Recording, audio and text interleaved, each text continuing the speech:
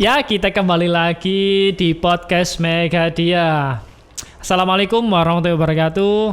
Waalaikumsalam warahmatullahi wabarakatuh. Apa kabar, Bu Restu? Alhamdulillah baik. Bagaimana Pak Fatih juga kabarnya? Alhamdulillah baik. Sahabat Megadia semuanya apa kabar? Ya, semoga kita semua baik. Amin. Apalagi di masa pandemi gini harus semasa pandemi gini ya, semoga sehat kesehatan. semua. Ya, kita bahas apa ya, Bu Restu?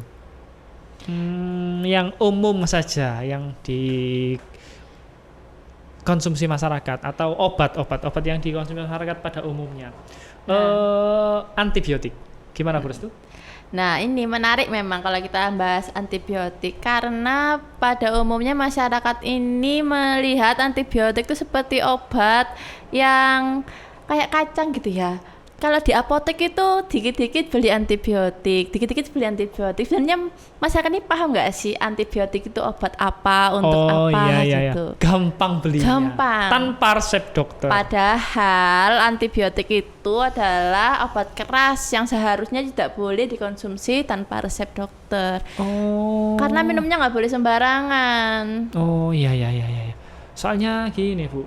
Kalau masyarakat pada umumnya itu tenggorokan gatel sedikit beli antibiotik. Nah, itu sembuh. Apa? Itu berefek apa enggak sih, Bu? Sebenarnya ya kita lihat dulu antibiotik itu apa ya. Antibiotik itu adalah obat untuk infeksi bakteri sebenarnya. Untuk membunuh bakteri yang menginfeksi di tubuh kita. Nah, sebenarnya kalau kita ngomongin batuk batuk, tenggorokan gatel itu sebagian besar itu disebabkan oleh virus. Jadi sebenarnya itu bukan bakteri ya? Bukan. Sebenarnya nggak nyambung kalau antibiotik. Kalau batuk karena virus, kita minumnya antibiotik. Sebenarnya bukan obatnya. Bukan obatnya.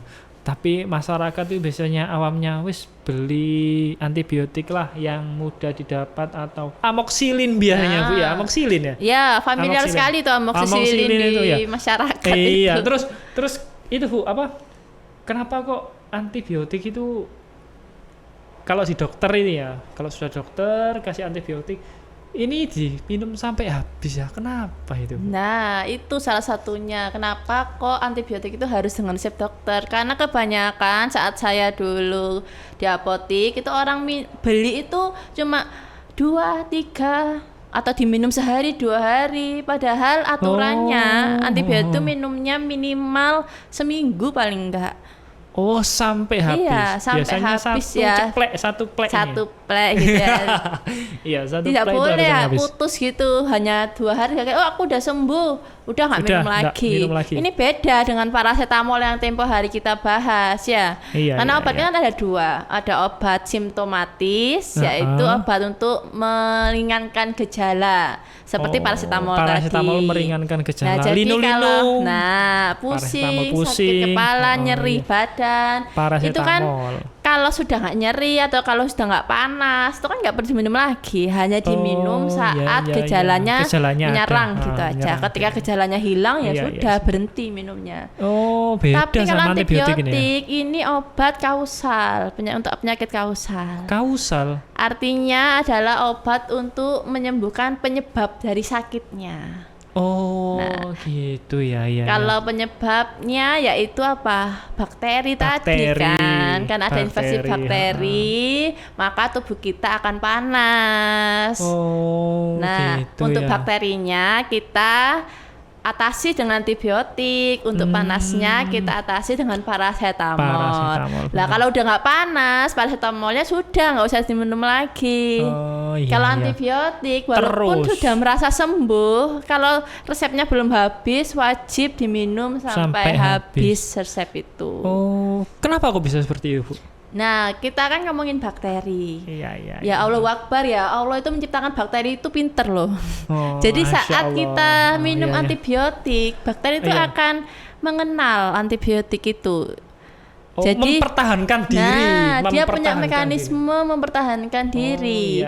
Jadi ketika dia diserang sama antibiotik itu, dia kan mengenal antibiotik ini menyerang aku gitu kan. Berarti ini sudah sistem bertahan. Nah, dia sudah membentuk sistem pertahanan diri.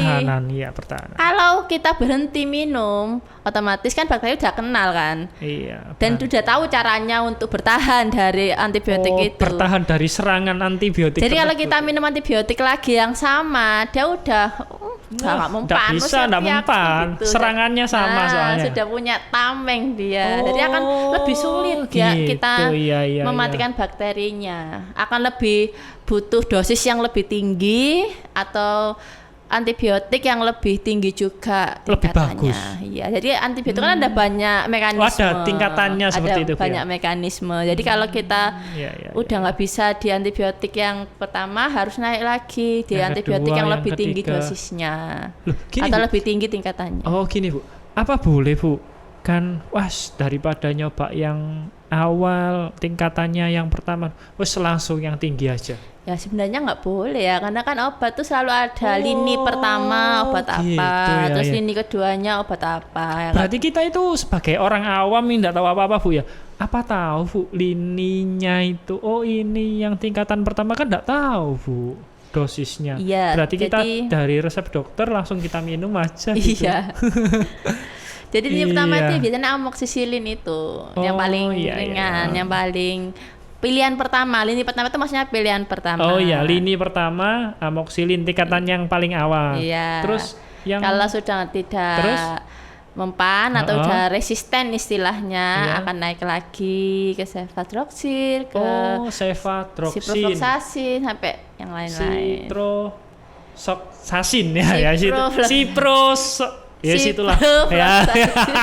Iya, saya bukan orang farmasi. Itu ciprofloxacin itu sudah. Iya, itu berarti itu sesuai resep dokter Bu ya? Iya, kalau sesuai resep dokter yang penting minum sampai habis tadi. Sebenarnya, itu yang penting ya. Nah, walaupun memang nggak tepat kalau langsung dikasih yang tinggi, tapi yang penting selama kita minumnya benar ya, nggak akan terjadi resisten tadi. Iya. Terjadi pertahanan bakteri. Iya. Terjadi pengenalan bakteri untuk diserang seperti itu Bu ya. Dia pinter ya bakteri mah. Sudah pinter. Padahal nggak sekolah itu bakteri sudah pinter. Bu ya. Nah kayaknya itu. Nah terus gini Bu, ya orang awam berarti orang-orang yang nggak tahu seperti saya itu berarti nggak boleh asal minum obat terus tenggorokan gatal minum amoxicillin sudah selesai, nggak boleh. Iya nggak boleh. Pokoknya kalau kita ikuti aja lah aturannya. Kalau emang obat keras ya kita ke dokter dulu. Kalau pengen minum obat ya beli aja obat bebas yang logonya warna hijau atau biru, itu boleh dibeli bebas. Oh gitu Bu ya. Atau kalau misalnya kalau saya batuk-batuk sih biasanya malah saya minum vitamin, karena kan virus tuh biasanya akan kalah dengan daya tahan tubuh kita kan. Jadi membentuk daya tahan tubuh. Sistem imun kita aja yang ditingkatkan. Istirahat yang cukup. Imbus bisa ya, itu suplemen imunomodulator meningkatkan sistem imun kita. Siap. Ya alhamdulillah, ini bertambahnya ilmu kita, bertambahnya juga kita semua untuk mengetahui apa-apa obat yang kita konsumsi setiap harinya. Ya, untuk di Smegadia alhamdulillah untuk sekarang membuka PPDB, dan ada yang menarik di Smegadia. Beasiswa Bu Restu. Wow. Beasiswanya sekarang ngeri Bu Restu. Kalau pengen tahu langsung ke sini saja. Beasiswanya menarik. Biasanya menarik. Bebas biaya, sama sekali enggak daftar apa-apa, langsung menarik. Di sini. Oh iya, kalau mau langsung ke datang aja ya ke Kalijudan, Gama Cendikia. Ya, Jalan Kalijudan nomor 34B Surabaya. Siap. Ketemu kita nanti di sini. Oke? Ya, kita akhiri Bu Restu ya. Untuk hari ini semoga manfaat ilmunya bagi kita semua. Wassalamualaikum warahmatullahi wabarakatuh. Waalaikumsalam warahmatullahi wabarakatuh.